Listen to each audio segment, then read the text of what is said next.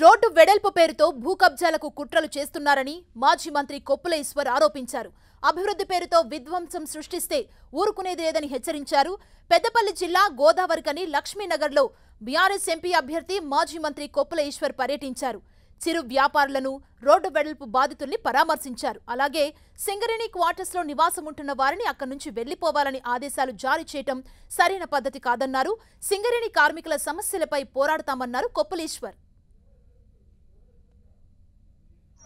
దాదాపు 20-30 ఏళ్ల నుంచి నివాసం ఉంటున్నారు. ఇంకా 8-10 సంవత్సరాల సర్వీస్ ఉన్నది. వీళ్ళను ఎక్కడికో 20 సంవత్సరాలు 15 సంవత్సరాల కింద నుంచి శిథిలావస్థలో ఉన్నటువంటి క్వార్టర్స్, వాడకం లేనటువంటి క్వార్టర్స్కు బొమ్మని చెప్తూ ఉన్నారు.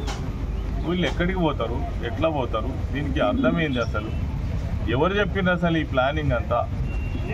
దీన్ని ఖచ్చితంగా నిజ నిర్ధారణ జరగాలి.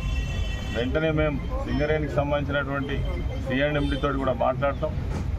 అదేవిధంగా పోలీస్ కమిషనర్తో మాట్లాడతాం, కలెక్టర్తో మాట్లాడతాం. ఈ విధ్వంసాన్ని ఆపకుంటే ఖచ్చితంగా ప్రజలు తిరగబాటు తప్పదు.